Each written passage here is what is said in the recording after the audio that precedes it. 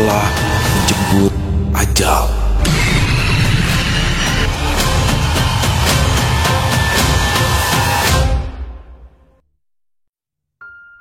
Kisah ini datang dari seorang wanita bernama Bu Ratna, pemilik kos di salah satu daerah yang ada di Tembalang, Semarang.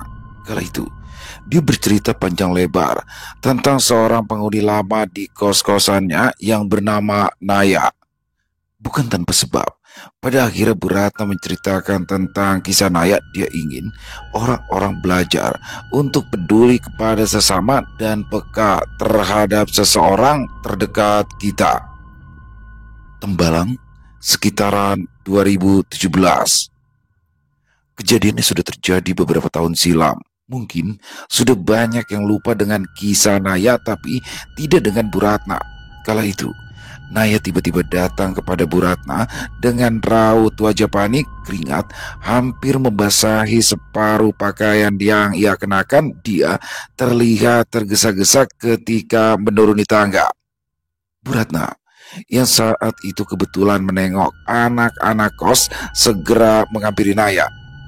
"Kenapa, Nay?" Suara parau lembut Bu Ratna segera memanjakan telinga Naya. Perempuan itu lantas berdiri di hadapan Bu Ratna dengan peluh keringat yang semakin lama semakin mengucur deras. Dia menghela nafas berkali-kali, tampak jari jemarinya bergetar seolah dia sedang gelisah. Namun Bu Ratna tidak langsung bertanya lagi apa yang tengah terjadi kepada Naya. Dia hanya memperhatikan perempuan itu sambil keheranan. Bu Ratna lalu menepuk pundak Naya, kemudian dibelainya rambut Naya yang ikut basah karena keringat. "Habis ngapain sih, Nay?" tanya Bu Ratna kembali. Naya mendongak menatapi Bu Ratna dengan tatapan yang nanar setengah berkaca-kaca. Naya menggigit bibir cukup lama sampai akhirnya dia mulai berbicara. "Bu, saya izin telat bayar kos bulan ini. Soalnya ibu bapak saya belum gajian," kata Naya mengungkapkan alasannya. Bu Ratna tersenyum. Dia mengerti betul kondisi keluarga Naya. Bahkan Naya sudah dianggapnya sebagai anak sendiri di sana, karena perempuan itu adalah salah satu mahasiswa terlama yang tinggal di rumah kosnya. Akan tetapi, Bu Ratna selalu sungkan untuk bertanya tentang kesulitan Naya selain menyangkut keluarganya yang dia tahu. Naya kini sudah semester 8, belum juga tampak bahwa dia akan lulus sebentar lagi. "Gak apa-apa, Nay. Bulan ini gak usah dibayar aja ya. Mulai bayarnya bulan depan aja," ujar Bu Ratna memaklumi. Mata Naya berbinar, tapi sesaat dia menangis di hadapan Bu Ratna. Dia tertunduk lesu, tangannya menggenggam tangan Bu Ratna. Dari suaranya yang sendu, Naya mengucapkan banyak terima kasih. Kemudian ia pergi tanpa mengucap sepatah kata lagi. Dia kembali menaiki anak tangga untuk kembali ke kamarnya. Hanya itu yang ia sampaikan kepada Bu Ratna. Meski demikian, Bu Ratna sebenarnya merasa semakin khawatir dengan kondisi Naya. Seminggu yang lalu, dilihatnya Naya mengorek-ngorek rice cooker malam-malam. Ternyata setelah didapati perempuan itu sedang mengumpulkan kerak nasi sisa yang tidak termakan lagi. Ketika itu pula Naya baru mengaku bahwa ia belum makan seharian ini sebab tidak memiliki uang. Kondisi Naya yang demikian tidak jarang orang tahu. Bahkan tetangga kosnya sendiri. Bukan menjadi rahasia umum bahwa Naya sering makan makanan sisa para tetangga kosnya yang ditinggalkan begitu saja di dapur. Tentu saja Bu Ratna mengetahui hal tersebut. Yang membuat hati Bu Ratna semakin teriris adalah ketika mengetahui tidak ada yang peduli dengan kondisi Naya yang demikian. Perempuan itu seolah dikucilkan dan diasingkan. Sementara Naya tidak pernah bicara tentang kesulitannya selama tinggal di kosan. Sejak saat itu pula, Bu Ratna semakin khawatir dengan kondisi Naya. Dia tidak lagi mendapati Naya mengorek-ngorek makanan sisa di dapur kosnya. Entah memang karena Naya sudah malu dan memutuskan untuk tidak makan, atau justru kondisi Naya sudah membaik seiring berjalannya waktu. Akan tetapi, Kali ini, pikiran baik Bu Ratna berubah lagi setelah Naya menemuinya disusulnya perempuan itu ke kamarnya. Tok tok tok, tok tok tok.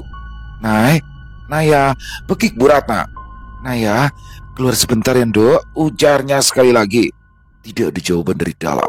Merasakan perasaan yang tidak enak, Bu Ratna kemudian mendekatkan telinga pada permukaan pintu kamar Naya. Tidak terdengar apapun dari dalam, sepi dan senyap seolah kamar tersebut tidak berpenghuni. Tok tok tok, tok tok tok. Naya, keluar sebentar Dok. Karena tidak segera mendapat jawaban dari dalam, Bu Ratna pun mulai mengeraskan ketukan pintu sambil terus memanggil Naya. Naya, kamu lagi tidur? Tok tok tok. Kalau ada sesuatu bilang ibu aja ya Nay. Semakin lama ketukan serta teriakan dari Bu Ratna mulai mengganggu para penghuni kamar yang lain. Beberapa saat kemudian, penghuni yang berada di samping kamar Naya pun keluar dengan tatapan terheran-heran. Kemudian dia menegur Bu Ratna yang masih berdiri di depan kamar Naya. Cari Naya ya Bu, tanyanya segera. Bu Ratna menoleh. Helaan nafas ia lakukan. Iya, saya cari Naya. Kamu tahu Naya ada di mana, Din? Dengan nafas terengah-engah, Bu Ratna mulai cemas. Lantas, Dina, penghuni di samping kamar Naya pun mengerutkan dahi sambil memutar bola mata ke atas. Dia berdehem berkali-kali sebelum akhirnya dia menjawab pertanyaan Bu Ratna. Dina mendekat dan berdiri di depan pintu kamar Naya. Bu, saya nggak lihat Naya Bu dari kemarin. Sontak Bu Ratna memekik. Hah? Dia lalu kembali mengetuk pintu kamar Naya. Tok tok tok tok tok tok. Naya, keluar nak. Masih tidak ada jawaban. Sampai akhirnya Dina mencekal tangan Bu Ratna. Bu, Naya belum balik ke kos dari kemarin. Saya kan biasanya papasan sama Naya. Orang saya juga satu fakultas sama dia, cerocos Dina. Namun Bu Ratna tidak mudah percaya pada Dina. Dia kekeh bahwa Naya berada di dalam kamarnya. Belum pulang gimana toh Din? Tadi aja Naya ketemu ibu di bawah kok. Bukannya kamu tadi baru naik ke atas terus disusul Naya? Dina semakin mengerutkan dahinya karena tidak paham maksud dari Bu Ratna. Dina tersenyum kecut seraya terkekeh gugup. Maksudnya gimana ya Bu? Kok Dina nggak ngerti ya? Loh iya, maksud saya itu kan tadi kamu naik bareng Naya, kata Bu Ratna sekali lagi. Jelas dia melihatnya di depan mata bahwa Dina baru saja kembali ke kamarnya berbarengan dengan Naya yang baru saja bertemu dengannya. Dina terus-terusan melirik ke arah kamar Naya. Perasaannya menjadi tak enak. Kemudian bulu kuduknya menegang. Dia merasakan sentuhan angin sejuk menepis tengkuk. Padahal masih siang, cuaca juga panas. Tidak ada angin yang berembus di antara mereka. Anehnya, Dina semakin merasa tubuhnya dingin. Loh Din, kamu kenapa? Kok wajahmu pucat gitu? Kamu sakit? Tegur Bu Ratna yang kini berbalik heran melihat Dina yang mendadak pucat. Lantas, Dina berjalan ke arah belakang secara perlahan. Saya dari tadi nggak bareng sama Naya, Bu. Naya itu memang belum pulang dari kemarin. Dina mengaku ucapannya terbata-bata. Dia mulai tak kuasa menahan diri sedangkan pandangannya mulai gelap. Maaf Bu, kalau memang Ibu cari Naya, saya benar-benar nggak tahu. Coba telepon aja ke nomornya. Permisi Bu. Brak! Dina masuk sembari membanting pintu. Sementara itu Bu Ratna masih bertahan dalam posisinya. Dia berpikir keras tentang ucapan Dina barusan. Jelas-jelas dia bertemu dengan Naya beberapa menit yang lalu. Dia berbincang dan melihat Naya mengikuti Dina yang kembali ke kamarnya. Namun berbeda dengan kesaksian Dina yang mengatakan bahwa dia tidak bersama Naya. Naya belum pulang dari kemarin. Bu Ratna meninggalkan kamar Naya. Ia terus saja teringat ucapan Dina tetapi tidak masuk akal baginya karena dia memang berbicara langsung dengan Naya. Bu Ratna sendiri memang jarang-jarang berkunjung ke kosannya. Hanya 3 kali dalam seminggu dan kemarin memang bukan jadwalnya untuk berkunjung ke kosan. Mendapat kabar dari Dina, tidak ada salahnya untuk ia menghubungi Naya. Di malam hari, Bu Ratna pun memutuskan untuk menginap di kosan. Sembari memastikan keberadaan Naya, beberapa menit kemudian, Jarum jam sudah menunjukkan pukul 21.00. Dia pun kembali ke kamar Naya. Tapi aneh, kamar Naya gelap total. Degup jantung Bu Ratna semakin kencang. Malam itu, keadaan rumah kos mendadak hening. Bahkan biasanya Dina yang terkenal berisik, malam itu tidak terdengar suaranya. Yang terdengar hanya hembusan angin malam yang sejuk menepis kulit Bu Ratna. Semakin dekat, langkah kaki Bu Ratna semakin menggema. Dari sorot matanya, ia menatap lurus pada kamar Naya. Tiba di hadapan kamar Naya, Bu Ratna mendadak ragu. Dia mengecek ponsel, membuka pesan yang tadi ia kirimkan kepada Naya. Cukup lama, dia memandangi ponsel tersebut, kemudian memberanikan diri untuk menelpon Naya. Semoga diangkat sama Naya, gumamnya dalam hati. Ketika layar ponsel itu mulai menunjukkan keterangan berdering, tak lama kemudian terdengar nada telepon masuk yang tak jauh dari tempat Bu Ratna berdiri. Dia terkesiap. Dia menoleh ke kanan dan ke kiri, mencari-cari dari mana nada telepon itu berbunyi. Sesekali dia memutus telepon, lalu kembali menghubungkan teleponnya. Barangkali dia salah dengar. Namun dia memang mendengar ada nada telepon tersebut. Semakin lama semakin terdengar jelas, semakin lama semakin menggema. Bu Ratna ketakutan, tapi dia sangat yakin jika nada telepon tersebut berasal dari dalam kamar Naya. Lantas, dia mendekatkan telinganya pada permukaan pintu. Dia fokuskan pendengarannya pada nada telepon tersebut dan benar, dari dalam. Sekali lagi, dia memutuskan untuk menelpon, kemudian disambungkan lagi. Tak ada nada telepon dari dalam kamar Naya. Dilihat layar ponsel tersebut, detik sudah berjalan, yang berarti telepon tersebut sudah diangkat oleh pemiliknya. Bu Ratna terkejut bukan main. Dia melongo beberapa saat sambil sesekali menoleh pada pintu kamar Naya, lalu kembali memandang layar ponselnya. Ragu-ragu, Bu Ratna memberanikan diri berbicara. Halo, Nay, Assalamualaikum, lagi di mana? Tidak ada jawaban dari seberang sana.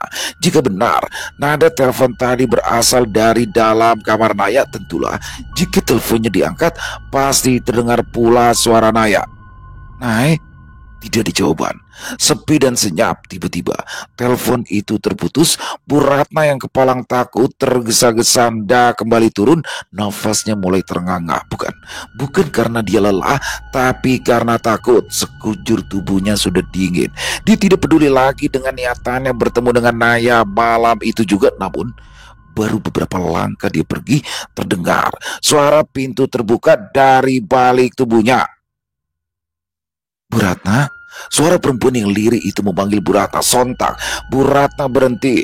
Dia menoleh tanpa ragu. Ternyata yang memanggilnya itu adalah Ayu, penghuni kamar di samping kamar Dina.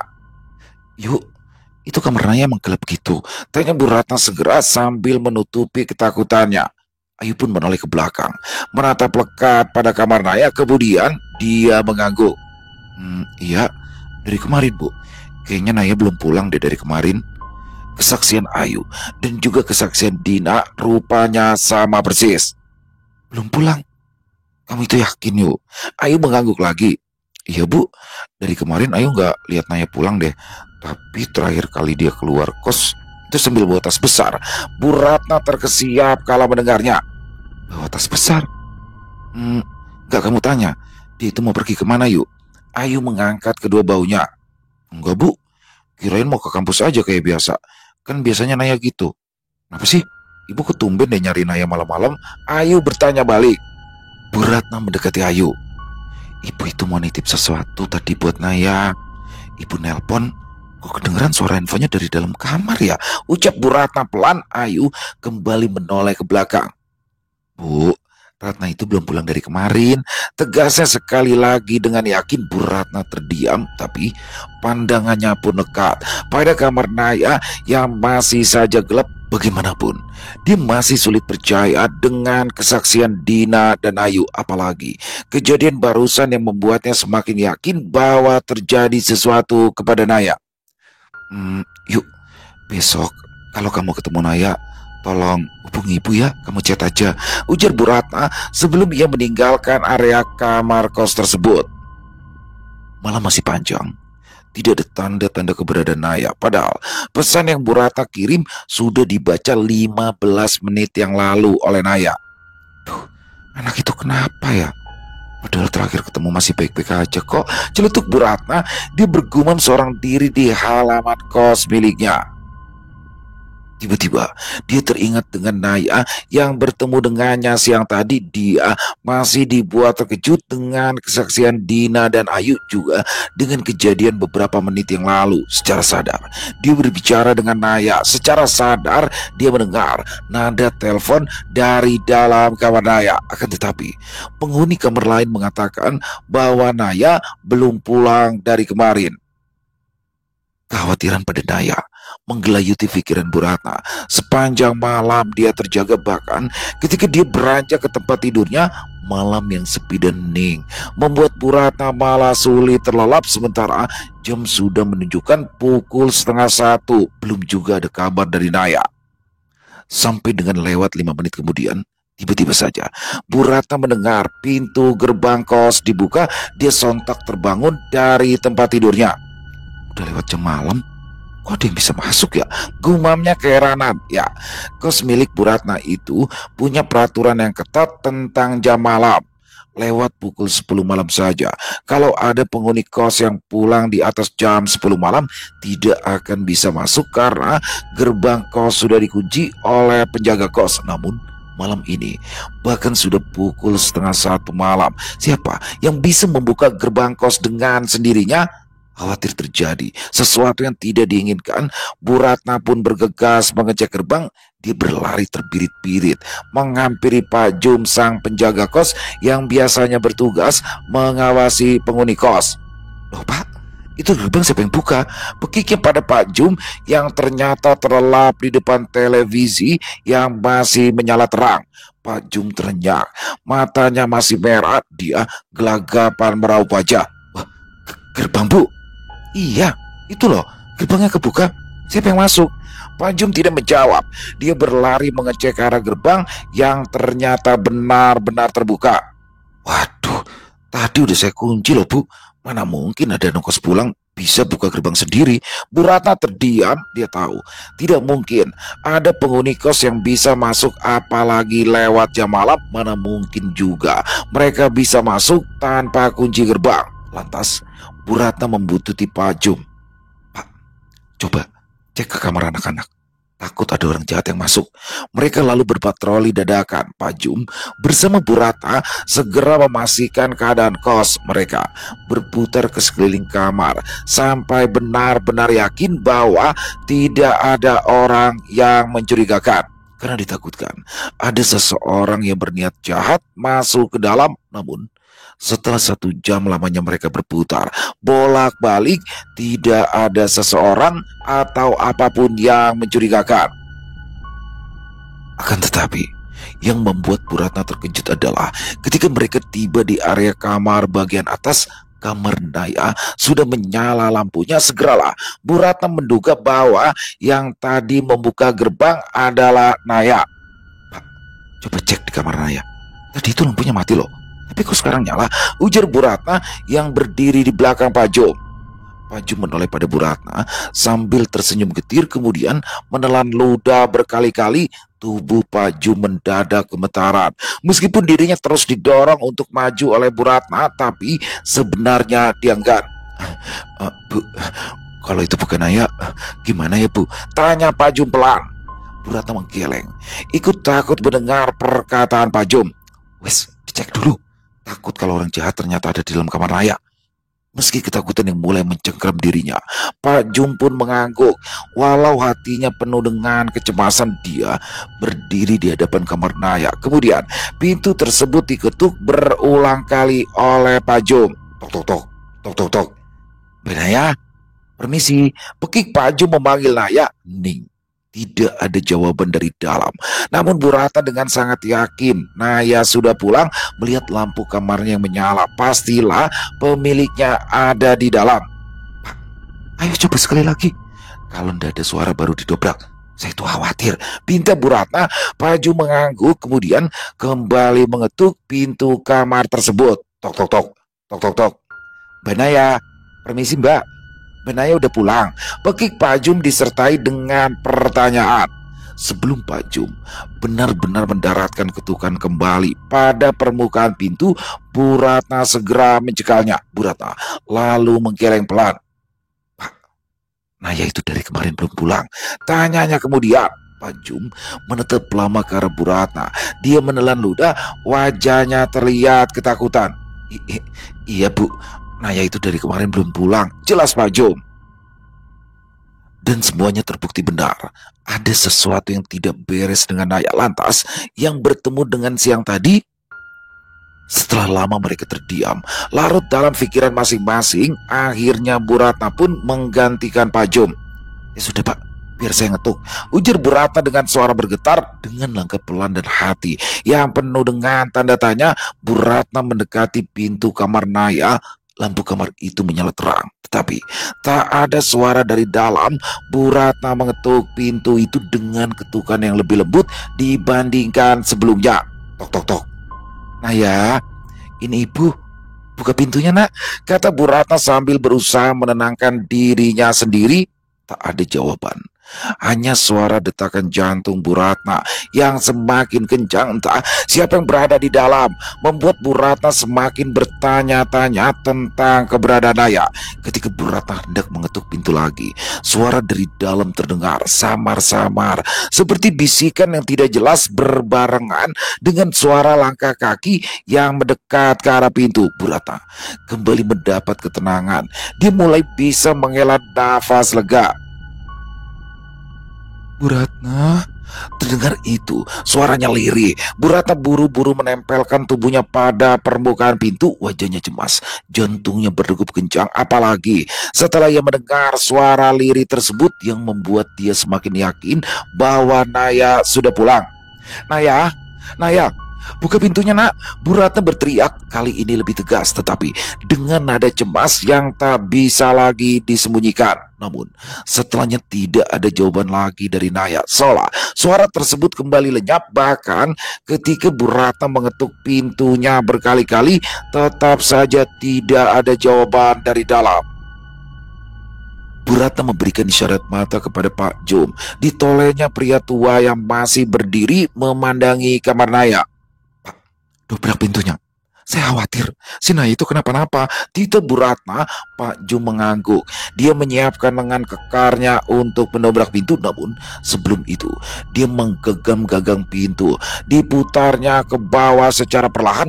Dan tanpa disangka-sangka pintu tersebut terbuka. Bu Ratna tercengang. Ya, selama ini kamar Naya ternyata tidak dikunci. Lantas ketika keduanya masuk ke dalam kamar Naya, terlihat sudah berantakan. Pakaian-pakaian terurai di lantai. Pintu lemari Naya terbuka. Tempat tidurnya berantakan, tetapi Naya tidak ada di dalam. Bu Ratna mulai panik. Pak, ayo cari Pak, cari Naya. Pekiknya berkali-kali pada Pak Jum. Akhirnya mereka berdua menggeledah kamar Naya. Tidak ditemukan tanda-tanda bahwa Naya berada di kamarnya. Setelah cukup lama mereka mencari, Bu Ratna pun mulai frustasi. Sedangkan Pak Jum hanya berdiri di belakangnya dengan wajah yang pucat, tubuhnya bergetar. Bu, ini gak normal deh Bu, ujarnya dengan suara gemetar. Bu Ratna berbalik tubuh dengan rasa takut yang semakin menumpuk di dada. Gak normal gimana toh Pak? Pak Jum tahu apa yang terjadi sama Naya? Pak Jum tidak menjawab. Dia malah menatap ke arah pintu kamar dengan ketakutan yang jelas terpancar di wajahnya. Mbak Naya tuh harusnya nggak pulang tengah malam Bu. Gak mungkin, kata Pak Jum tanpa alasan. Maksudnya apa toh Pak? Pak Jum terdiam cukup lama. Dia berpikir keras sampai pada akhirnya berani untuk mengatakan alasan. Dia mengira Naya tidak mungkin pulang tengah malam. Mbak Naya itu kalau telat pulang pasti ngabarin Bu, pasti chat saya. Karena Mbak Naya nggak mungkin pulang ke kos, biasanya tidur di tempat kerja. Jadi nggak mungkin juga bisa buka gerbang sendiri, padahal dikunci. Cocos Pak Jum. Baru dia sadari kebiasaan Naya ketika dia telat pulang di atas jam malam yang diberikan. Bu Ratna pun baru menyadari Naya memang selalu mengirimkan pesan di jam-jam tertentu ketika dirinya tidak bisa pulang. Namun kali ini berbeda. Bu Ratna merasa dia tidak beres. Tiba-tiba saja dia teringat beberapa waktu sebelumnya. Dia mendengar nada telepon dari kamar Naya. Kemudian dia beranjak satu persatu pakaian Naya yang berserakan di atas lantai digeledahnya. Pak, bantu cari handphone Naya. Pak Jum tidak banyak bertanya karena paham maksud dari Bu Ratna. Ada hal yang lebih penting. Sampai Bu Ratna harus menggeledah satu persatu pakaian Naya. Memakan waktu cukup lama. Mereka tidak menemukan bukti apa-apa. Karena kewalahan, akhirnya Bu Ratna kembali berpikir untuk menelpon Naya. Telepon tersambung. Lalu kembali terdengar nada telepon di sekitaran mereka. Pak Jum pun mencari. Sekali lagi nada telepon itu masih terdengar jelas di antara mereka. Ini handphonenya. Pak Jum mengangkat tinggi-tinggi ponsel yang ia temukan tertutup selimut di atas ranjang. Bu Ratna berbalik cepat. Matanya mendelik tidak percaya bahwa yang dilihatnya itu memang ponsel milik Naya. Sontak Bu Ratna terduduk. Dia menangis sesenggukan, bukan tanpa sebab. Dia merasa dirinya seolah gagal menjaga buah hatinya sendiri, Naya, yang tiba-tiba saja menghilang. Rupanya ponsel milik Naya sengaja ditinggal di dalam kamar kosnya. Bu, ada yang gak beres ini sama Naya, kata Pak Jum mendekat. Sesungguhnya, Bu Ratna tahu keadaan Naya memang tidak pernah baik-baik saja, namun kali ini berbeda. Dia menghilang, sehingga Bu Ratna tidak tahu menahu lagi kondisi Naya selanjutnya. Tak lama kemudian mereka keluar. Pak Jum tidak lupa membawa ponsel Naya sebagai barang bukti untuk diselidiki lebih lanjut. Keesokan pagi, Bu Ratna memanggil satu persatu penghuni kos yang memang dekat atau pernah berinteraksi dengan Naya, termasuk Dina dan Ayu. Tetapi Dina yang menjadi teman satu fakultas Naya juga tidak tahu menahu di mana keberadaannya. Dina mengaku sudah mencoba menghubungi Naya tapi tidak pernah ada balasan. Setelahnya Ayu. Dia yang terakhir berinteraksi sebulan lalu, dan Bu Ratna baru mengetahui bahwa Naya sudah keluar dari tempat kerjanya seminggu yang lalu melalui Ayu. Keadaan pun semakin rumit. Bahkan mencari tahu keberadaan Naya menjadi sulit karena penghuni kos yang lain tidak terlalu memperhatikan Naya. Yang mereka tahu hanya keseharian Naya sebagai mahasiswa semester tua yang bolak-balik ke kampus, tempat kerja, dan kosan saja. Setelah tidak ada petunjuk yang ditemukan, Bu Ratna pun memutuskan untuk mengunjungi tempat kerja Naya, berharap bahwa Naya ternyata ada di sana. Akan tetapi, harapan tersebut seketika sirna ketika ia mendapati bahwa rekan kerja Naya yang sering berinteraksi dengannya juga keluar dari tempat kerja tersebut. Yang tersisa hanyalah atasan Naya yang jarang sekali berinteraksi dengan Naya. Satu hal yang Bu Ratna dapat dari atasannya, sebelum Naya dikatakan hilang, Naya sempat menginap satu hari di tempat kerja meskipun Naya sudah keluar dari sana seminggu yang lalu. Perempuan itu didatangi oleh pria yang mengaku saudara Naya. Setelah itu tidak ada lagi kabar dari Naya.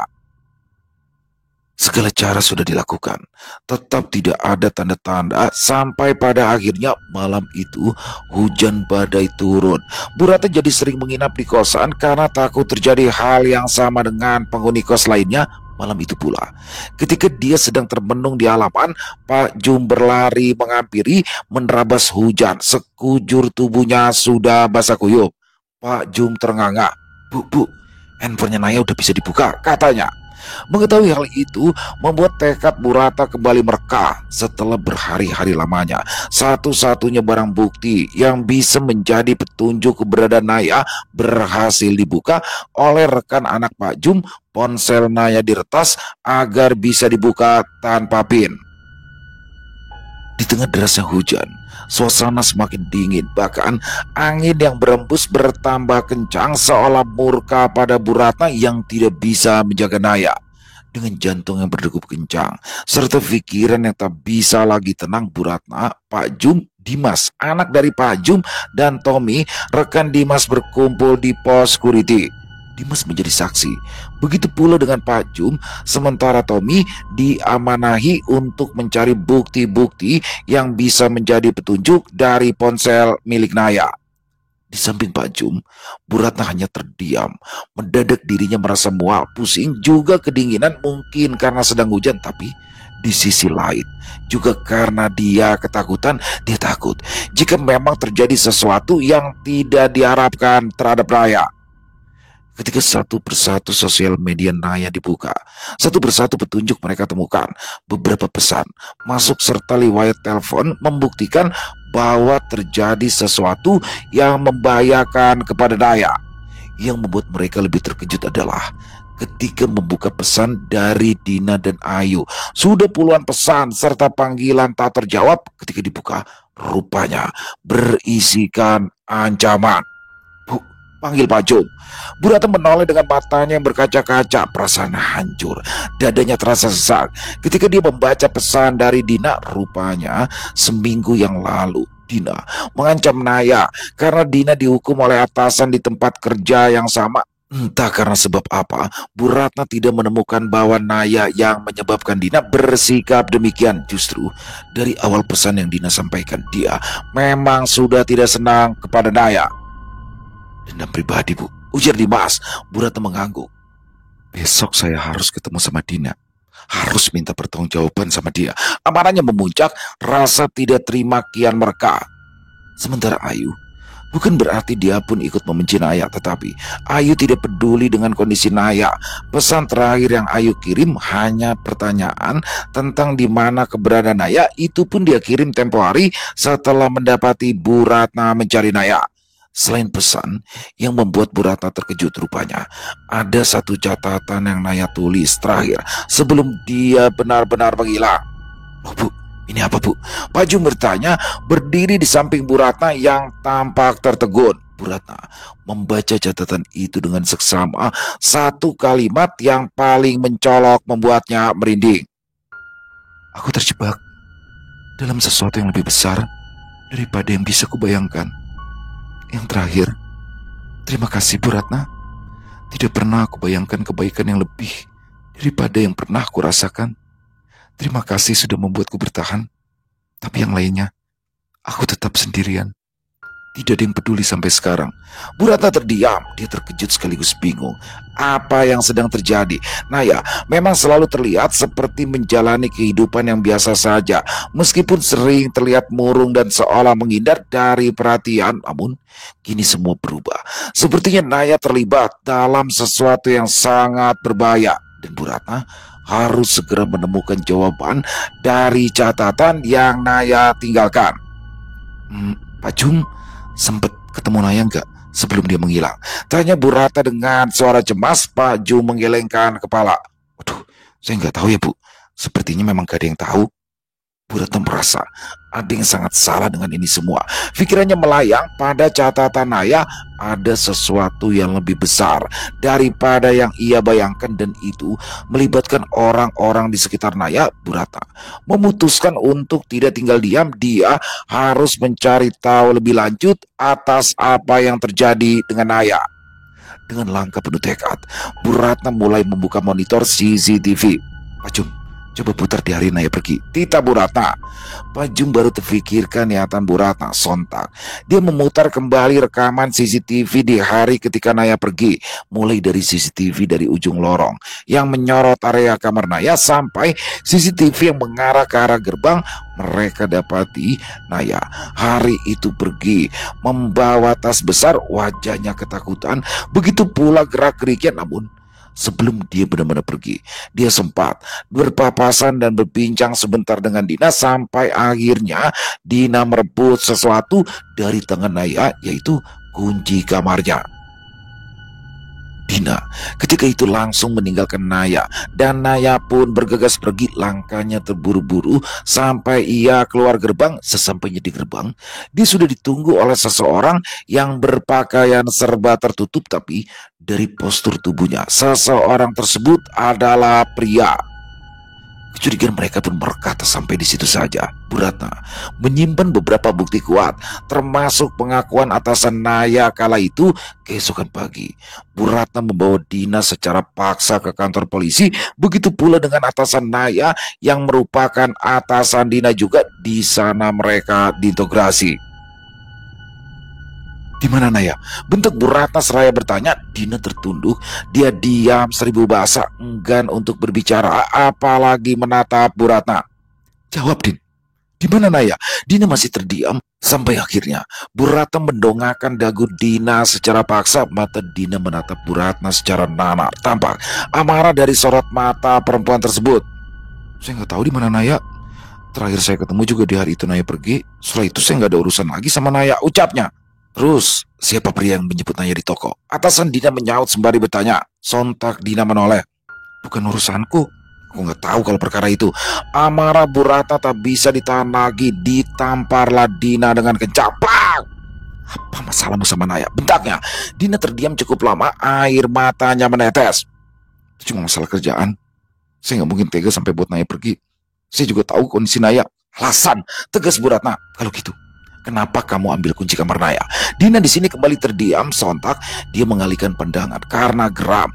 Bu Ratna lantas mencengkram wajah Dina. Saya itu selama ini udah percaya sama kamu loh, Din, kata Bu Ratna.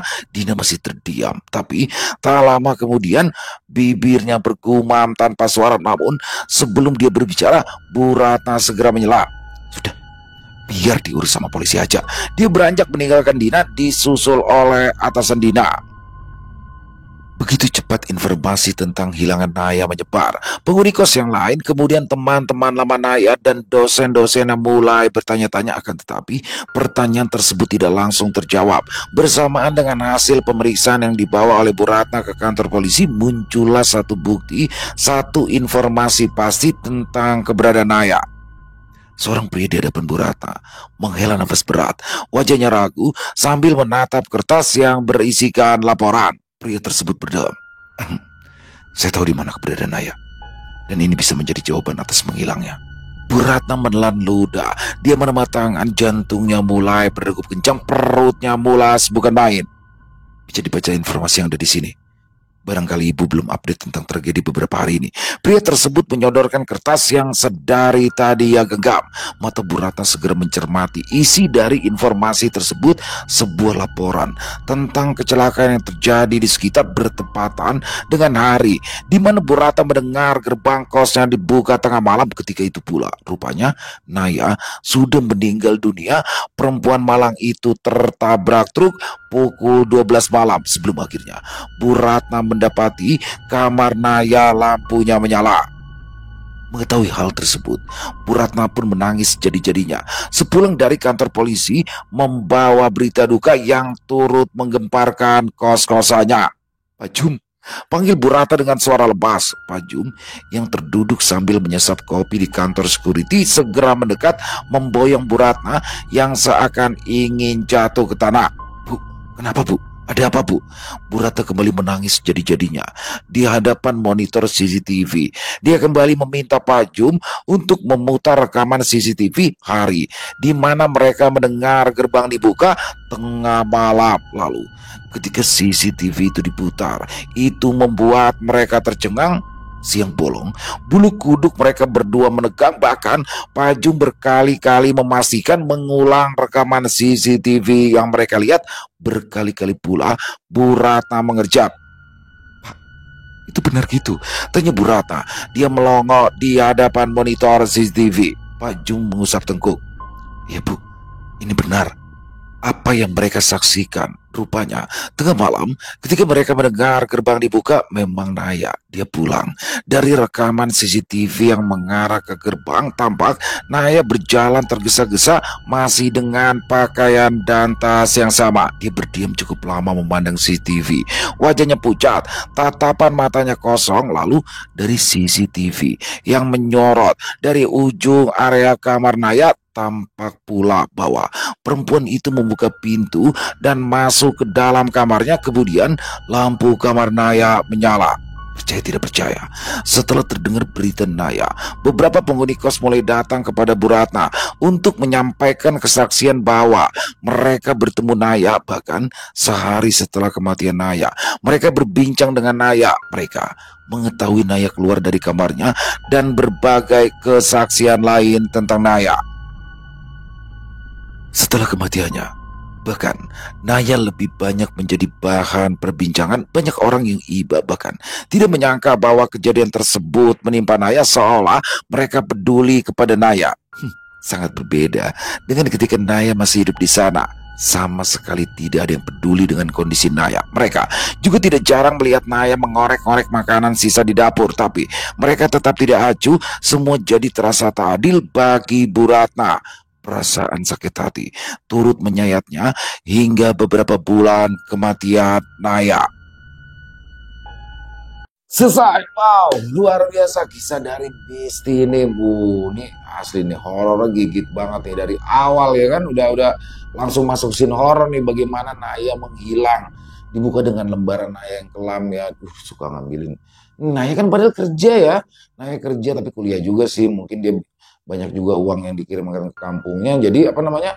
Sampai makan sisa orang tuh aduh ngerenes banget. Dan inilah orang-orang di sekitar tuh bodo amat tuh. Padahal mereka tahu dong bahwa oh iya Naya sering kelaparan nih. Harusnya ya saling membantu lah. Dan mungkin juga di sini Bu Ratna agak telat sih ya untuk mendapatkannya. Tapi memang motivasinya apa nih si Naya menghilang ini, motivasinya apa ya kan? Karena dia bawa tas besar ya kan, tapi handphonenya ditinggal. Ini motivasinya masih bingung nih Naya ya. Karena apa namanya, dia diculik kah atau kabur kah atau benar-benar pure kecelakaan. Tapi yang agak janggalnya di sini, Naya keluar tuh bawa tas besar sedangkan handphonenya masih di dalam. Jadi apakah benar ada keterkaitan dengan teman di sebelahnya si Dina? Tapi ya overall kisahnya keren banget sih. Saya suka nih kisah-kisah kayak gini yang tidak menunjukkan setan ya, tidak menunjukkan adanya apa pocong segala macam, tapi itu kayak dapat banget horornya. Nggak tahu kenapa dari awal kayak apalagi ketika di dalam rumah, di dalam kamarnya itu ada apa. Ini salah satu genre horor yang saya suka nih. Terima kasih Miss Tinim atas kisahnya yang luar biasa. Ditunggu lagi untuk Miss Tinim ya, kisahnya yang lebih ger lagi dong, lebih horor lagi. Dan semoga kisah barusan bisa menghibur teman-teman semua para pecinta penikmat horor misteri. Lebih khususnya lagi kepada para subscriber dari channel Ilo Bercerita. Buat yang punya komentar lain, yang punya pendapat lain, silakan bisa menuliskan di dalam kolom komentar ataupun hanya sekedar saling menyapa. Insya Allah kami akan menjawab satu persatu. Buat teman-teman yang suka dengan videonya, yuk diklik tombol like-nya, tombol jempolnya, boleh juga dibantu di-share dong link video ini ke teman-teman yang lain agar juga ikut merasa terhibur. Dan buat teman-teman yang belum subscribe, sekali lagi bisa diklik tombol subscribe. Jangan lupa lonceng notifikasinya dinyalakan agar teman-teman selalu mendapatkan notifikasi dari konten-konten yang akan kami upload di setiap hari. Dan untuk channel Ilo Bercerita kami upload setiap hari, setiap malam jam 9 malam waktu Indonesia bagian Barat. Dan kami juga ingin mengucapkan terima kasih ya kepada seluruh teman-teman yang sudah selalu setia hadir, yang sudah selalu mendukung kami. Karena teman-temanlah kami selalu bersemangat berkarya di setiap harinya. Iya, buat teman-teman yang mungkin punya kisah horor misteri yang apabila mungkin berkenan untuk dibawakan di channel kami, silakan bisa mengirimkannya ke nomor telepon kami yang ada di sini. Bebas ya. Kirimannya boleh dalam bentuk tulisan, boleh dalam bentuk rekaman suara, senyamannya teman-teman aja. Dan buat teman-teman yang sudah mengirimkan kisah, kami ucapkan terima kasih. Di akhir kata saya Ilo mengucapkan permohonan maaf apabila mungkin dalam pembawaan kisahnya barusan ada kata-kata saya yang salah ataupun ada kata-kata saya mungkin yang kurang berkenan. Saya mohon dibukakan pintu maaf yang seluas-luasnya. Sampai berjumpa lagi di konten-konten kami selanjutnya yang pasti tidak kalah serunya, yang pasti tidak kalah horornya. Masih bersama saya Ilo di channel Ilo Bercerita. Salam sehat, sukses selalu untuk kita semua. Wassalamualaikum warahmatullahi wabarakatuh.